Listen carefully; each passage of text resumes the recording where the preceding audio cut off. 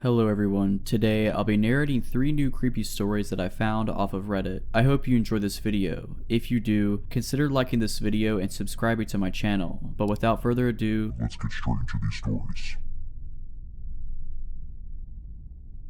it was a chilly autumn evening when I returned home from work. The setting sun painted the sky with hues of orange and pink, casting long shadows on the quiet suburban streets. As I pulled into my driveway, a sense of relief washed over me. I was eager to unwind, cozy up with a book, and forget about the stresses of the day. I lived alone in a small, single-story house on the outskirts of town. The neighborhood was peaceful, and I had always felt safe there. But little did I know that my peaceful life was about to take a chilling turn. It all started with a simple knock on my front door. I didn't think much of it. It wasn't uncommon for a neighbor or delivery person to stop by. However, when I opened the door, my eyes met those of a complete stranger. He was a tall, weary man with unkempt hair and a scruffy beard. His clothes were worn and dirty, and his gaze was unsettlingly intense. "Hi there," he said, his voice a little too eager. "I'm sorry to bother you, but I'm new to the area, and my car broke down a few streets over. Could I use your phone to call for a tow?" His story sounded plausible, but something about his demeanor made me feel uneasy. I hesitated for a moment before offering to make the call for him instead. He seemed grateful and handed me a scrap of paper with a number scrawled on it. As I dialed, he hovered uncomfortably close, making me anxious. A voice on the other end of the line confirmed that a tow truck was on its way. I informed the man, and he thanked me profusely, promising to repay me the favor someday. I didn't think much of it and politely bid him farewell. Over the next few weeks, the stranger's visits became frequent. He would drop by unannounced, often with a different excuse each time. Sometimes he claimed he needed directions, and other times he said he was looking for a lost pet. Each time, I became more suspicious of his intentions, but I didn't want to escalate the situation. Then one night, as I was preparing dinner in my kitchen, I noticed movement outside of my window. Peering through the curtains, I saw the man standing in my backyard, watching me intently. My heart pounded, and I quickly turned off the lights, hoping he would think I wasn't home. I considered calling the police, but worried that it might make him more aggressive. The visits continued, and I grew increasingly uneasy. I started locking all of my doors and windows, even during the day. I confided in a few close friends about the situation, and they urged me to contact the authorities, but I was hesitant, fearing it might provoke the man further. One afternoon, as I was leaving for work, I spotted him waiting near my car. My heart sank, and I immediately retreated back into my house, trying to remain as inconspicuous as possible. After a few minutes, I carefully peeked outside, relieved to find him gone. Enough was enough. I contacted the local police and explained the situation. They assured me they would keep an eye on the area and advised me to report any further incidents. I felt a bit safer knowing that they were aware of the situation. Months passed, and life gradually returned to a sense of normalcy. The persistent visitor had vanished from my life, leaving me with a mix of relief and lingering apprehension. I began to let my guard down, hoping that he had truly moved on and that my days of fear were behind me. But as winter approached, so did an unsettling change in the atmosphere. One evening, while I was engrossed in a movie, I heard a faint tapping sound at my window. My heart raced as I cautiously approached the source of the noise. As I drew the curtains aside, I found myself face to face with a chilling sight. A message etched into the frost of the glass that read, "Missed you." Fear gripped me like a vice, and I immediately called the police, showing them the eerie message. They took it seriously and conducted a thorough investigation, but without any leads or concrete evidence, there was little they could do. The visits intensified once again. The man seemed to know my schedule, always choosing moments when I was alone to make his presence known. He would leave unsettling notes on my doorstep, scrawled on random pieces of paper or even on torn out pages from my own books. Each message was cryptic, like twisted riddles meant to unsettle my mind. With the police unable to catch him in the act, I decided to take matters into my own hands. I installed motion activated lights around my property and placed security cameras in every corner, hoping to catch a glimpse of him or any clue that could identify him. One bitterly cold night, I awoke to the sound of shuffling outside my bedroom window. My heart pounded in my chest as I summoned the courage to investigate. Peering through the curtains, I saw the man trying to pry open a window. Panic surged through me, and I called the police immediately. The dispatch operator kept me on the line as I hid in my closet, anxiously waiting for the police to arrive. The minutes felt like hours as I clutched my phone, praying for help to come in time. When the sirens finally echoed through the silent night, I let out a breath I hadn't realized I was holding. The police caught the man red-handed, attempting to break into my home. He was arrested, and as they led him away, I saw the same intense gaze in his eyes, but it was mixed with a disturbing grin. The officers assured me that that he wouldn't be causing me any more trouble, but I couldn't shake the feeling that the ordeal wasn't truly over. The court proceedings were a stressful and harrowing experience. The man was charged with stalking, attempted burglary, and harassment, among other offenses. His defense lawyer tried to portray him as mentally unstable, but the evidence stacked against him was overwhelming. Finally, he was sentenced to a lengthy prison term, with a restraining order in place to keep him away from me. The years passed and the fear that had once gripped me began to wane. I moved to a different town, started fresh, and gradually rebuilt my life. The memories of that terrifying period became like distant nightmares, fading with time. But as I share this story with you now, I can't help but glance over my shoulder occasionally, a lingering instinct born from the haunting experiences of the past. And so, I implore you to stay vigilant, for even in the most ordinary places, there may be shadows waiting to disturb your peace.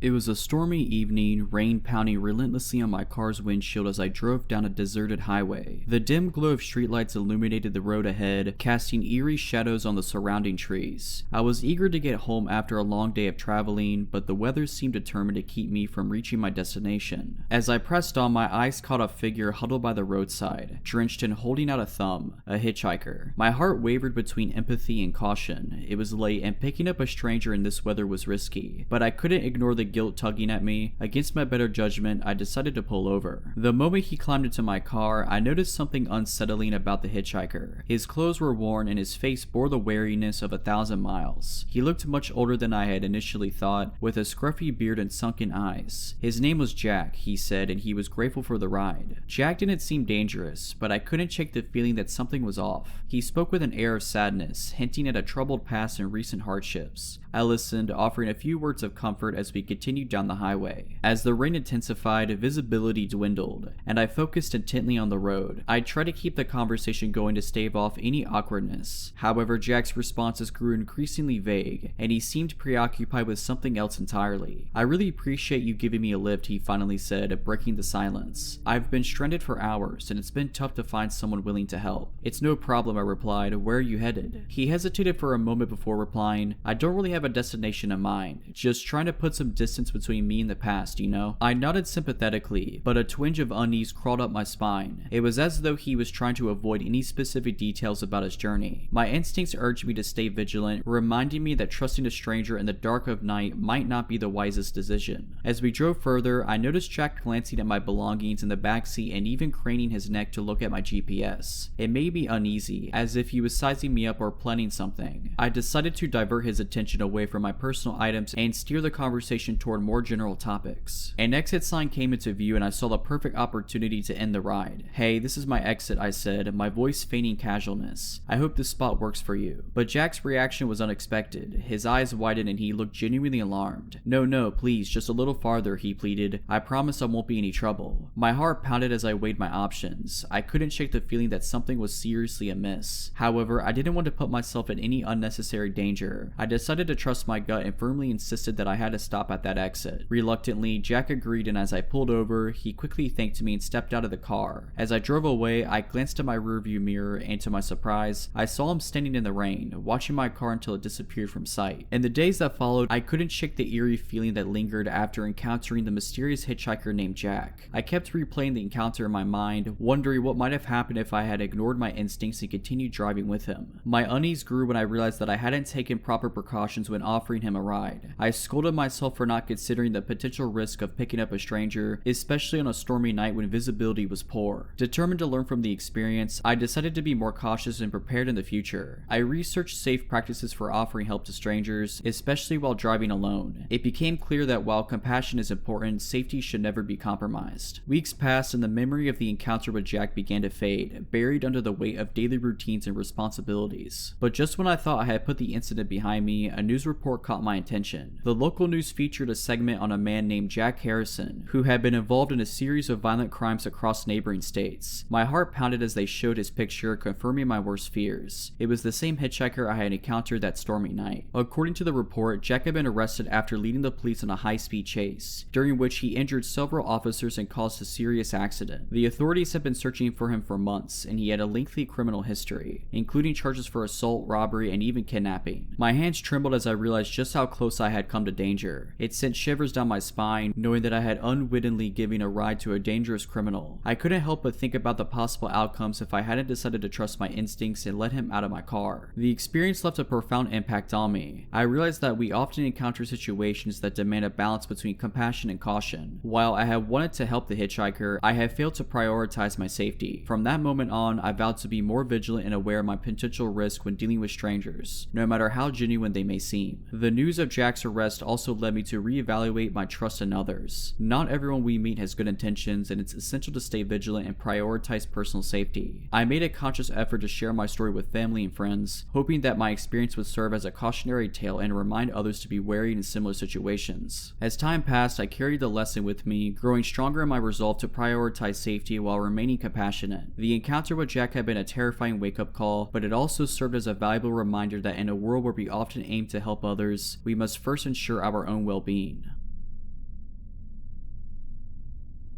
A few years back, I found myself in a small town for a weekend getaway. My friends and I had rented a cozy cabin near a picturesque forest. We were excited to explore the area, take long hikes, and immerse ourselves in nature's beauty. One afternoon, we decided to venture deeper into the woods, following a winding trail that led us to an abandoned building. It stood like a forgotten relic, its walls covered in graffiti, and its windows broken. Curiosity got the better of us, and we decided to investigate the eerie structure. As we stepped inside, the air was thick with dust and a sense of isolation. My heart raced, but the adrenaline rush added to the excitement. We wandered through the decrepit rooms, taking photos and speculating about the building's history. Time seemed to fly, and we lost track of how far we had ventured into the decaying structure. That's when I noticed something odd, a faint sound echoing from the distance. It was a barely audible shuffle, like footsteps on a creaky floorboard. I paused, holding my breath to see if my friends had noticed it too, but they seemed oblivious, captivated by the sights around them. Unnerved but not wanting to spoil the fun, I decided to brush off the sound as my imagination playing tricks on me. We continued exploring, but the atmosphere had changed. A feeling of unease gnawed at me, and I kept glancing over my shoulder, sensing that something was amiss. As we ventured deeper into the building, the shuffling sound grew louder. My unease turned into genuine fear, and I couldn't ignore the nagging voice inside my head warning me that we were not alone. I decided to voice my concerns to my friends, hoping they would take me seriously. Just as I was about to speak up, a chilling realization hit me. I could no longer hear my friends' voices. Panic surged through me as I turned around, only to find myself standing alone in a dimly lit hallway. The shuffling sound was now unmistakable and much closer. "Guys," I called out, my voice trembling, "where are you?" No response. I felt a knot forming in my stomach as I tried to find my way back to the entrance. The building seemed to have transformed into a maze, with each hallway leading to another dead end. My heart pounded in my chest, and every shadow seemed to be concealing something sinister. Then, from the corner of my eye, I caught a glimpse of movement. I turned, half expecting to see my friends, but my blood ran cold when I saw a figure lurking in the shadows. It was a man dressed in tattered clothes, his eyes fixed on me. Fear paralyzed me as I tried to make sense of the situation. How had he gotten in here without us noticing? What were his intentions? I was too far from the entrance, and escape seemed impossible. "Hey," he called out, his voice unnervingly calm. "Don't be afraid, I'm just exploring, like you." His words did little to comfort me. I knew I needed to find my friends and get out of there, but the man blocked my path, making me feel trapped and vulnerable. Summoning all the courage I had left, I decided to make a dash for it. I turned and ran back the way I came, hoping to find my friends and escape together. The man's footsteps echoed behind me, and I pushed myself to run faster. As I turned a corner, I saw a glimpse of daylight, the entrance. Relief washed over me as I burst out of the building, gasping for breath. My friends were waiting outside, concerned looks on their faces. "What happened? Where were you?" they asked. I tried to catch my breath before explaining the encounter with the stranger. They were alarmed and immediately agreed to leave the abandoned building. We hiked back to the cabin, our hearts still pounding from the ordeal. The incident left a lasting mark on us, reminding us to be cautious even in seemingly harmless explorations. The rest of our weekend retreat was overshadowed by the encounter at the abandoned building. We tried our best to enjoy our time, but the fear lingered, and the once exciting hikes became tinged with trepidation. Back at home, I couldn't shake the feeling that the stranger had followed us, even though there was no concrete evidence to support it. Every little noise at night seemed amplified, and I found myself constantly constantly looking over my shoulder, half expecting to see his face in the shadows. I confided in my friends about my fears, but they reassured me that it was likely just my mind playing tricks on me, haunted by the unsettling experience. They reminded me that the stranger had not followed us back, and that he was probably just a curious individual who happened to be exploring the same abandoned building. I wanted to believe them, but the fear persisted. I started locking all doors and windows, double checking everything before going to bed, and installing security cameras around my home. I felt like a prisoner in my own house, always on edge, unable to fully relax. Days turned into weeks, and the encounter with the stranger remained etched into memory. I tried to move on, to regain the sense of security I once had, but the events of that day had forever changed me. Then, one evening, while watching the local news, my heart skipped a beat. The reporter mentioned a string of unsettling incidents involving a man who had been approaching hikers and campers in the area. The description matched that of the stranger I encountered in the abandoned building. As I listened to the news report, the memories flooded back. The eerie shuffling sounds, the chilling encounter, and the fear that gripped me. I realized that my instincts had been right all along, and my friends and I had narrowly escaped a dangerous situation. The authorities were urging anyone with information or similar experiences to come forward. Without hesitation, I contacted the police and shared my account of the encounter. They took my statement seriously and assured me that they would investigate. In the following weeks, the police increased patrols in the area and launched an active search for the man. They warned hikers and campers to be cautious and report any suspicious activity. I felt a sense of relief knowing that the authorities were taking the situation seriously. Months passed and there was no sign of the stranger. The anxiety that had consumed me gradually lessened, but the experience remained a haunting reminder of the importance of trusting our instincts and being vigilant. To this day, I still think about that encounter and the chilling possibility of what might have happened had I not managed to escape. It's a lesson that will stay with me forever. The world can be a beautiful place, but it can also be filled with hidden dangers. Alright, but that's it. I hope you enjoyed these 3 stories. If you did, consider liking this video and subscribing to my channel. But as always, Have a nice day.